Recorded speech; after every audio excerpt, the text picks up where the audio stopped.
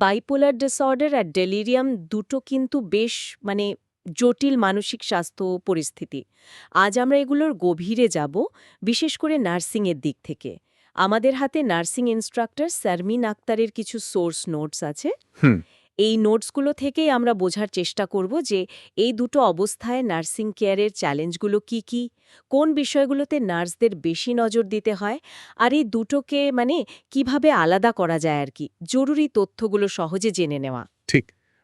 শুধু বইয়ের কথা বা লক্ষণগুলো নয়, আমরা দেখব নার্সিং ব্যবস্থাপনার প্রায়োগিক দিকগুলো। একেবারে রিয়েল লাইফে নার্সরা কিভাবে কাজটা করেন, কিভাবে রোগীদের সাহায্য করেন, তাদের সেফটি, পরিবারের সাথে কথা বলা, এই সব আর কি। সোর্স নোটগুলোতেও এই দিকগুলোই বেশি। আচ্ছা, তো আমরা প্রথমে মূল লক্ষণ, কারণ আর নার্সিং ইন্টারভেনশনগুলো নিয়েই কথা বলি। তাহলে বাইপোলার ডিসঅর্ডার দিয়ে শুরু করা যাক। সোর্স পৌঁছিয়ে এটা একটা মুড ডিসঅর্ডার, যেখানে মেজাজ একেবারে দুই মেরুতে চলে যায়, কখনো মেনিয়া বা হাইপোমেনিয়া, আবার কখনো ডিপ্রেশন। এর তো আবার কয়েকটা টাইপও আছে, তাই না? হ্যাঁ, নোটসগুলোতে মূলত ৩টে প্রধান টাইপের কথা আছে, যদিও আরও কিছু থাকতে পারে। প্রথমটা হলো বাইপোলার 1 ডিসঅর্ডার। এটার মূল জিনিসটা হলো অন্তত একটা ম্যানিক এপিসোড, যেটা কম করে ৭ দিন ধরে চলে। ৭ দিন? হ্যাঁ, আর এটা এত সিরিয়াস হতে পারে যে হাসপাতালেও ভর্তি করতে হতে পারে। এর সাথে বা আলাদাভাবে ডিপ্রেসিভ এপিসোডও থাকতে পারে, যেটা ধরুন ২ সপ্তাহ বা তার বেশি সময় থাকে। ও আচ্ছা। দ্বিতীয়টা হলো বাইপোলার 2 ডিসঅর্ডার। এখানে মেনিয়া হয় না, হয় হাইপোমেনিয়া। মানে মেনিয়ার চেয়ে একটু কম তীব্র, কিন্তু স্বাভাবিকের চেয়ে মেজাজ বা এনার্জি অনেক বেশি। হাইপোমেনিয়া? হ্যাঁ, হাইপোমেনিয়া এপিসোডটা অন্তত ৪ দিন ধরে থাকে, আর এর সাথে সবসময় একটা বড় ডিপ্রেসিভ এপিসোড থাকেই, হয় হাইপোমেনিয়ার আগে বা পরে। এখানে বাইপোলার 1-এর মতো অতটা তীব্র ম্যানিয়া বা সাইকোসিস থাকে না। বুঝেছি। আর ৩ নম্বরটা হলো সাইক্লোথাইমিক ডিসঅর্ডার। এখানে ম্যানিক বা ডিপ্রেসিভ সিম্পটমগুলো অতটা মারাত্মক না, কিন্তু প্রায়ই হতে থাকে আর অনেক দিন ধরে চলে। মানে বড়দের ক্ষেত্রে অন্তত ২ বছর, আর বাচ্চাদের ক্ষেত্রে ১ বছর। এই সময়টা তারা খুব কম সময়ই একদম নরমাল মুডে থাকে। তার মানে দীর্ঘ সময় ধরে একটা হালকা ওঠানামা চলতেই থাকে। ঠিক। এগুলো ছাড়াও কিছু অন্যান্য নির্দিষ্ট এবং অনির্দিষ্ট টাইপ আছে, যেগুলো হয়তো এই ৩টে ক্যাটেগরি সব ক্রাইটেরিয়া পূরণ করে না, কিন্তু সিম্পটমগুলো বাইপোলারের মতোই দেখায়। তার মানে একই রোগের অধীনে বেশ নানান রকমের এক্সপেরিয়েন্স হতে পারে। লক্ষণগুলোর কথায় যদি আসি, ম্যানিয়া আর ডিপ্রেশনের উপসর্গগুলো তো একদম উল্টো হওয়ার কথা। নোটসে কি রকম বলা আছে? একদম বিপরীত। ম্যানিয়ার সময় মানুষ সাংঘাতিক এনার্জেটিক বা ইরিটেটেড থাকতে পারে। যেমন ধরুন, খুব বেশি খুশি বা খিটখিটে ভাব, অনেক এনার্জি, ঘুমের দরকারই পড়ছে না, হয়তো সারা রাত ঘুমালোই না, তাও ফ্রেশ।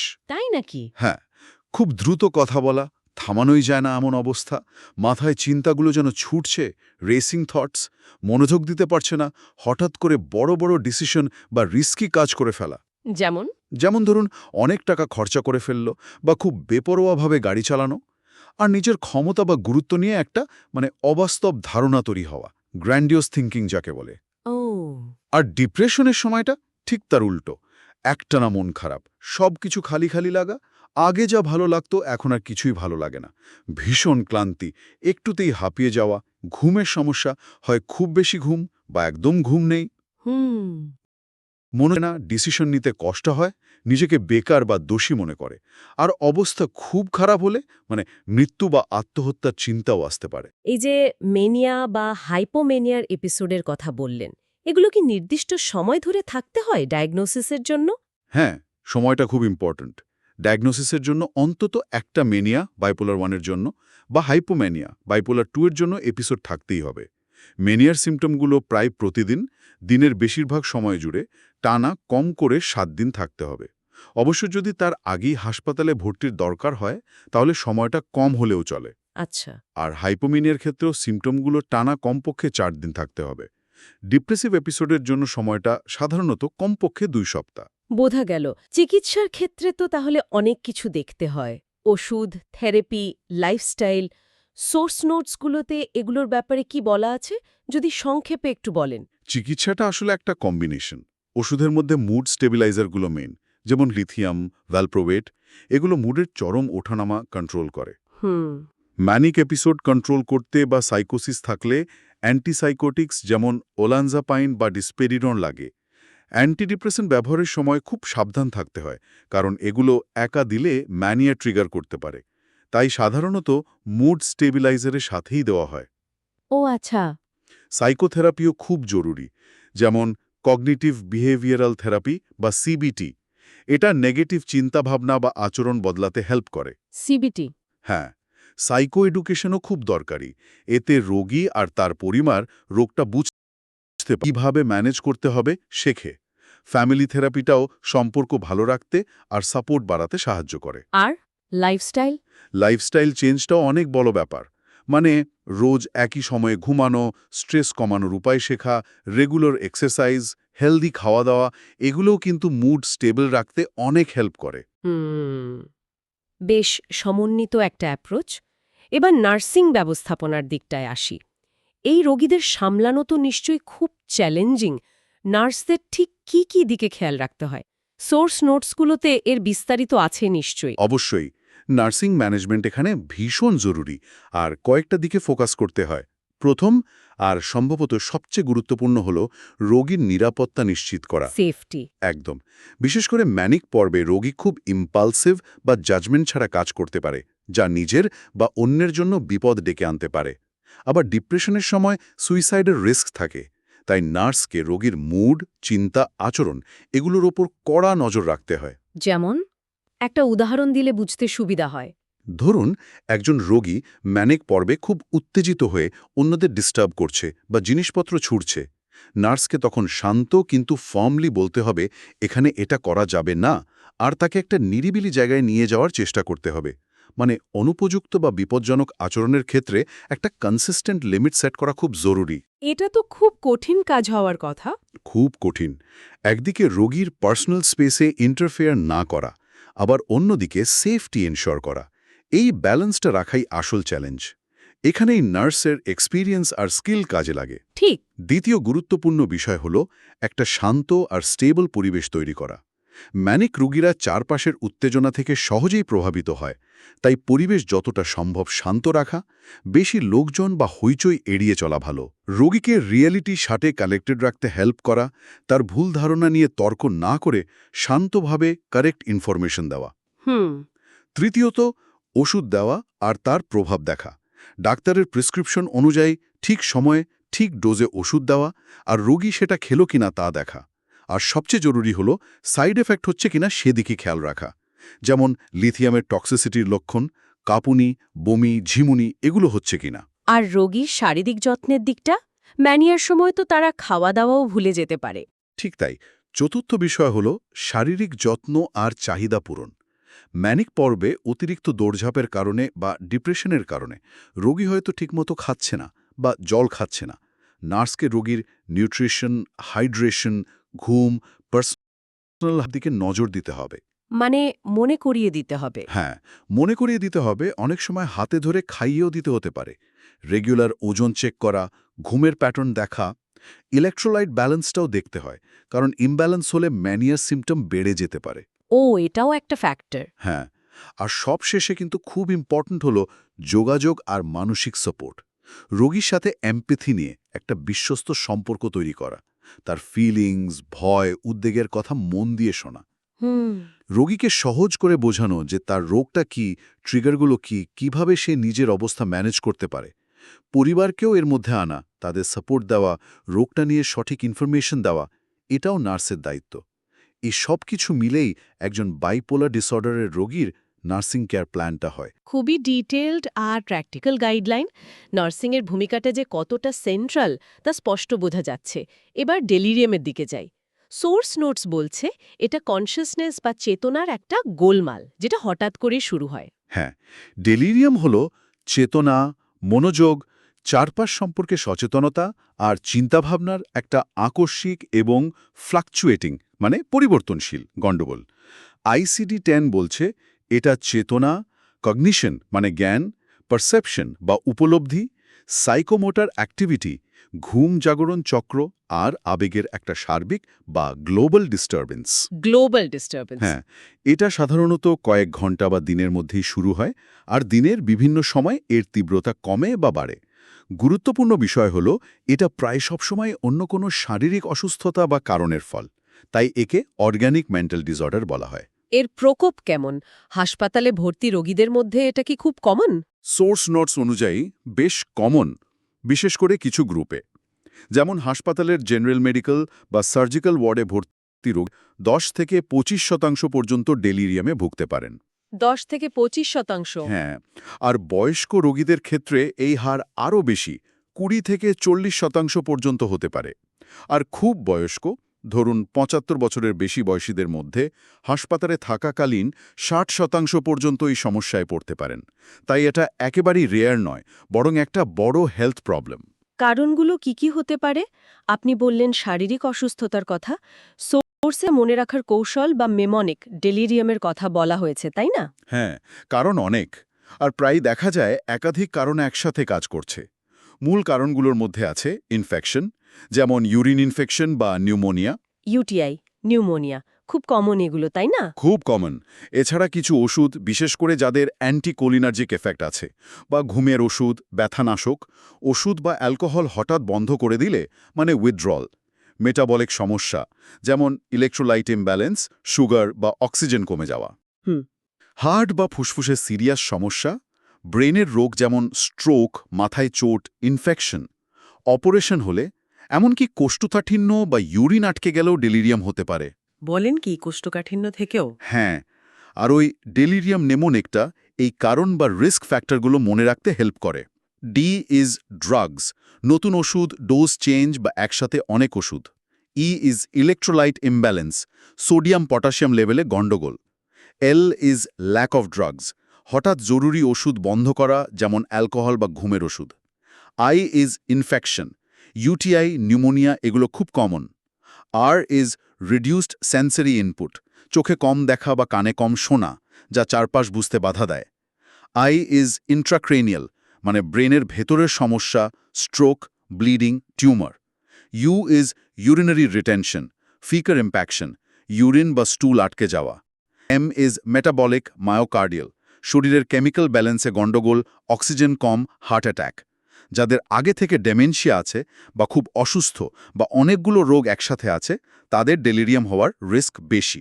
লক্ষণগুলো চিনে নেওয়াটা তো খুব জরুরি, বিশেষ করে নার্সদের জন্য। সোর্স নোটস অনুযায়ী ক্লিনিক্যাল ফিচার্সগুলো কি কি? সবচেয়ে জরুরি হল চেতনার লেভেলের পরিবর্তন আর মনোযোগের অভাব। রোগী হয়তো ঝিমোচ্ছে, সহজেই ঘুমিয়ে পড়ছে, বা উল্টোটা, অতিরিক্ত উত্তেজিত, খুব সজাগ, মনোযোগ ধরে রাখতে পারছে না, কথার খেই হারিয়ে ফেলছে, প্রশ্ন করলে উত্তর দিতে পারছে না বা উল্টোপাল্টা বলছে। আচ্ছা। চিন্তাভাবনা অসংলগ্ন হয়ে যায়, কথা জড়িয়ে যেতে পারে, ওরিয়েন্টেশন নষ্ট হয়ে যায়, মানে কোথায় আছে, কি সময় এখন, কে সামনে দাঁড়িয়ে, এগুলো গুলিয়ে ফেলে। পারসেপশনের সমস্যাও বললেন। হ্যাঁ, পারসেপশনের সমস্যা খুব কমন। যেমন ইলিউশন, মানে বাস্তব কিছুকে ভুল দেখা, ধরুন দড়িকে সাপ মনে করা। অথবা হ্যালুসিনেশন, মানে অবাস্তব কিছু দেখা বা শোনা। বিশেষ করে ভিজুয়াল হ্যালুসিনেশন, মানে চোখে কিছু দেখা, ডেলিরিয়ামে বেশি হয়। ও, ভিজুয়াল হ্যালুসিনেশন। হ্যাঁ, ঘুম জাগরণ চক্র পুরো উল্টে যায়। দিনে ঘুমায়, রাতে জেগে থাকে আর ছটফট করে। অনেক সময় দুঃস্বপ্ন দেখে। আচরণেও পরিবর্তন আসে। হয় খুব অস্থির, হাইপার অ্যাক্টিভ হয়ে বিছানায় ছটফট করে, জিনিসপত্র টানাটানি করে, যেমন বিছানার চাদর খামচে ধরে, একে বলে ফ্লকুলেশন। অথবা একেবারে নিস্তেজ, চুপচাপ হাইপো অ্যাক্টিভ হয়ে যায়। আবেগও খুব দ্রুত বদলায়, হঠাৎ রেগে যায়, ভয় পায়, কাঁদে বা একেবারে উদাসীন হয়ে যায়। এই হাইপার অ্যাক্টিভ আর হাইপো অ্যাক্টিভ আচরণের করেন ডেলিরিয়ামেরও কি তাহলে টাইপ আছে? হ্যাঁ, আচরণের ওপর ভিত্তি করে সোর্সে 3 ধরনের ডেলিরিয়ামের কথা বলা হয়েছে। হাইপার অ্যাক্টিভ, প্রায় 30%। এরা উত্তেজিত, অস্থির, ছটফট করে, চিৎকার করতে পারে, হ্যালুসিনেশন দেখে আর অনেক সময় অ্যাগ্রেসিভও হয়ে যায়। এদের সহজে চেনা যায়, কিন্তু ম্যানেজ করাটা কঠিন হতে পারে। হুম। হাইপো অ্যাক্টিভ, প্রায় 25%। এরা শান্ত, ঝিমিয়ে থাকে, চুপচাপ, কম কথা বলে, নড়াচড়া কম করে। এদের দেখে ভুল করে ডিপ্রেশন বা খুব টায়ার্ড মনে হতে পারে। ও, এটা তো মিস হয়ে যেতে পারে। ঠিক তাই। এই ধরনটা প্রায়শই ডায়াগনোসিস হয় না বা হতে দেরি হয়, আর এটা খুব বিপজ্জনক, কারণ আসল কারণটার চিকিৎসা শুরু হতে দেরি হয়ে যায়। তাই তো। মিক্সড প্রায় ৪৫%। এদের মধ্যে দিনের বিভিন্ন সময়ে বা বিভিন্ন দিনে হাইপার অ্যাক্টিভ ও হাইপো অ্যাক্টিভ দুরকম লক্ষণই দেখা যায়। এটাই সবচেয়ে কমন টাইপ। এই হাইপো অ্যাক্টিভ ধরনটা যে সহজে নজরে আসে না, এটা বেশ চিন্তার বিষয়। তাহলে ডেলিরিয়ামের নার্সিং ব্যবস্থাপনায় কোন বিষয়গুলো সবচেয়ে জরুরি? কারণ এখানে তো মূল ফোকাস হলো সিম্পটম কমানো আর আসল কারণটা চিকিৎসা করা। একদম ঠিক। ডেলিরিয়ামের নার্সিং ম্যানেজমেন্টের প্রধান লক্ষ্য হল রোগীর নিরাপত্তা নিশ্চিত করা, সিম্পটম কন্ট্রোল করা, আন্ডারলাইং কারণটা খুঁজে বের করে তার চিকিৎসায় হেল্প করা, আর রোগীকে স্বাভাবিক অবস্থায় ফিরিয়ে আনা। এখানেও কয়েকটা জরুরি দিক আছে। প্রথমত, নিরাপত্তা আর সঠিক পরিবেশ। সেফটি আর এনভায়রনমেন্ট। হ্যাঁ, রোগী কনফিউজড বা উত্তেজিত অবস্থায় পড়ে গিয়ে বা অন্যভাবে নিজেকে আঘাত করতে পারে, তাই বিছানার সাইড রেলিং তুলে রাখা, দরকার ছাড়া কোনো টিউব বা লাইন থাকলে সেগুলো খুলে ফেলার চেষ্টা করলে আটকানো, আর খুব প্রয়োজনে অল্প সময়ের জন্য ফিজিক্যাল রেস্ট্রেইন্ট ব্যবহার করা লাগতে পারে, তবে সেটা লাস্ট রিসর্ট হিসাবে। ঘরটা শান্ত রাখতে হবে, যথেষ্ট আলো, বিশেষ করে রাতে হালকা আলো জ্বালিয়ে রাখা দরকার, যাতে রোগী ভয় না পায় বা কনফিউজ না হয়। পরিচিত জিনিস যেমন চশমা বা হিয়ারিং এইড হাতের কাছে রাখতে হবে। ঘন ঘন নার্সিং স্টাফ বদল না করাটাও ভালো। এতে রোগী কম অ্যাজিটেটেড হবে, তাই না? হ্যাঁ, পরিচিত মুখ দেখলে কম অস্থির হয়। দ্বিতীয়ত, শারীরিক যত্ন আর পর্যবেক্ষণ। Vital science, temperature, pulse, blood pressure, respiration এগুলো রেগুলারলি মনিটর করতে হবে, কারণ এগুলো আন্ডারলাইং প্রবলেমের ক্লু দিতে পারে। আচ্ছা। যথেষ্ট নিউট্রিশন আর হাইড্রেশন এনশিওর করতে হবে। রোগী খেতে বা জল খেতে না পারলে বা ভুলে গেলে হেল্প করতে হবে। ইনফেকশন বা ইলেকট্রোলাইট ইমব্যালেন্সের মতো কারণগুলো ডায়াগনোসিস আর ট্রিটমেন্টের জন্য ডাক্তারের অর্ডার অনুযায়ী স্যাম্পল কালেকশন বা অন্য টেস্টে হেল্প করা। ইনটেক আউটপুট চার্ট মেনটেন করা খুব জরুরি। ইউরিন বা স্টুল আটকে আছে কিনা সেটাও দেখতে হবে বললেন। হ্যাঁ, অবশ্যই। কনস্টিপেশন বা ইউরিনারি রিটেনশন আছে কিনা দেখতে হবে, কারণ এগুলো ডেলিরিয়ামের ট্রিগার হতে পারে। ওষুধের ভূমিকা কি এখানে? তৃতীয়ত, ওষুধের সঠিক ব্যবহার আর পর্যবেক্ষণ। দেখুন, ডেলিরিয়ামের সরাসরি কোনো ওষুধ নেই, ট্রিটমেন্ট মূলত আসল কারণটার। তবে খুব বেশি অ্যাজিটেশন, মারাত্মক হ্যালুসিনেশন বা রোগী নিজের বা অন্যের ক্ষতি করে ফেলতে পারে এমন ঝুঁকি থাকলে ডাক্তার অল্প ডোজে অ্যান্টিসাইকটিক যেমন হ্যালোপ্যারিডল বা বেনজোডায়াজেপিন দিতে পারেন। কিন্তু খুব সাবধানে। একদম সাবধানে, কারণ এগুলো ডেলিরিয়াম আরও বাড়াতে বা লম্বা করতে পারে, বিশেষ করে বয়স্কদের ক্ষেত্রে। যদি অ্যালকোহল বা অন্য কোনো ড্রাগ উইথড্রয়ালের জন্য ডেলিরিয়াম হয়, তবে তার নির্দিষ্ট ট্রিটমেন্ট প্রোটোকল অনুযায়ী ওষুধ যেমন থায়ামিন, বেনজোডায়াজাপাইন এগুলো দিতে হবে। নার্সকে ওষুধের কাজ হচ্ছে কিনা আর সাইড এফেক্ট হচ্ছে কিনা দুটোই খুব ভালোভাবে মনিটর করতে হবে। আচ্ছা। চতুর্থত, রোগীকে রিয়ালিটি ওরিয়েন্টেশনে হেল্প করা। রোগীকে বারবার মনে করিয়ে দিতে হবে তিনি কোথায় আছেন, এখন দিনের কোন সময়, তারিখ কি। পরিচিত কেউ এলে তাদের চিনিয়ে দেওয়া। ঘড়ি বা ক্যালেন্ডার ব্যবহার করা যেতে পারে। এটা কনফিউশন কমাতে সাহায্য করে। একটা উদাহরণ দেবেন প্লিজ? ধরুন, একজন বয়স্ক রোগী রাতে হঠাৎ খুব উত্তেজিত হয়ে উঠলেন আর বললেন যে তার বিছানায় সাপ দেখছেন, মানে ভিজুয়াল হ্যালুসিনেশন হচ্ছে। নার্সের প্রথম কাজ হবে শান্তভাবে রোগীর কাছে যাওয়া, তাকে আশ্বস্ত করা যে তিনি সেফ আছেন, ঘরের আলো জ্বালানো, সাপটা যে সত্যি নয় তার নরম সুরে বোঝানো, তর্ক না করে। চেক করা তিনি নতুন কোনো ওষুধ পেয়েছেন কিনা বা তার ইনফেকশনের কোনো সিমটম আছে কিনা সেগুলো খতিয়ে দেখা। এই পুরো অ্যাপ্রোচটাই হলো ডেলিরিয়ামের নার্সিং কেয়ার। এই উদাহরণটা খুব ভালো হলো, বুঝতে খুব সুবিধে হলো। এবার একটা জরুরি বিষয়, ডেলিরিয়াম আর ডিমেনশিয়া তো অনেক সময় গুলিয়ে ফেলা হয়। সোর্স নোটস কি এদের পার্থক্য করতে সাহায্য করে? হ্যাঁ, এটা একটা খুব কমন কনফিউশন, বিশেষ করে বয়স্ক রোগীদের ক্ষেত্রে। নোটসে কয়েকটা মূল পার্থক্য বলা হয়েছে। শুরুর গতি।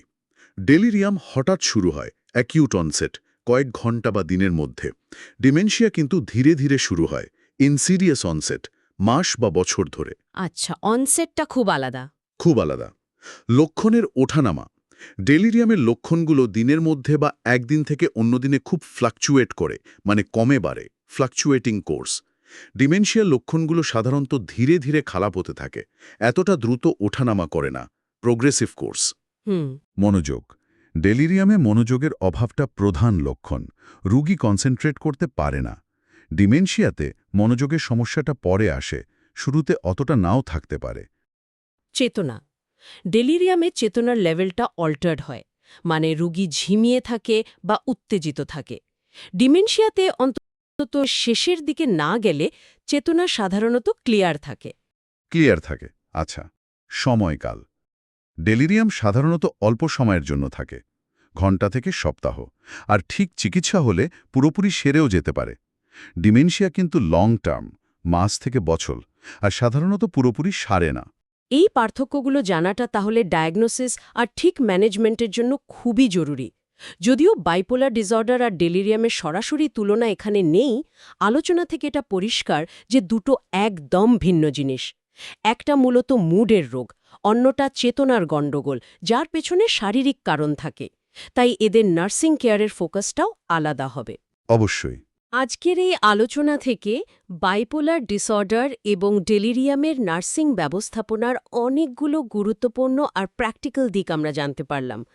দুটো ক্ষেত্রেই রোগীর সেফটি, মনিটরিং, ফিজিক্যাল কেয়ার আর এমপ্যাথি দিয়ে কমিউনিকেট করা যে কতটা দরকারি সেটা আবারও বোঝা গেল। একদম। আর মনে রাখতে হবে, এই কন্ডিশনগুলো খুব জটিল, আর এক একজনের ক্ষেত্রে এক এক রকমভাবে প্রকাশ পেতে পারে। তাই ঠিক মতো পর্যবেক্ষণ আর তাড়াতাড়ি রোগটা ধরতে পারা খুব জরুরি। ডেলিরিয়ামের ক্ষেত্রে যেমন আসল কারণটা খুঁজে বের করে তার চিকিৎসা করাটাই মেন গোল, তেমনি বাইপোলার ডিসঅর্ডারের ক্ষেত্রে একটা লং টার্ম কম্বাইন্ড ম্যানেজমেন্ট দরকার, যা রোগীর কোয়ালিটি অফ লাইফ ভালো করতে পারে। নার্সিং কেয়ার এই দুটো ক্ষেত্রেই ট্রিটমেন্টের একটা অবিচ্ছেদ্য অংশ। আমাদের আজকের আলোচনা প্রায় শেষ। শ্রোতাদের জন্য একটা প্রশ্ন রেখে যাই। এই যে মানসিক বা কগনিটিভ চ্যালেঞ্জগুলোর কথা আমরা শুনলাম, এগুলো নিয়ে আমাদের হেলথ কেয়ার সিস্টেমে বা আমাদের সমাজে কি আরও বেশি সেন্সিটিভিটি আর সাপোর্টিভ পরিবেশ তৈরির জায়গা আছে? ব্যক্তি হিসেবে বা সমাজ হিসেবে আমরা কিভাবে এই মানুষগুলো আর তাদের পরিবারকে আরও ভালোভাবে বুঝতে এবং সাহায্য করতে পারি, এটা নিয়ে একটু ভাবা যেতে পারে।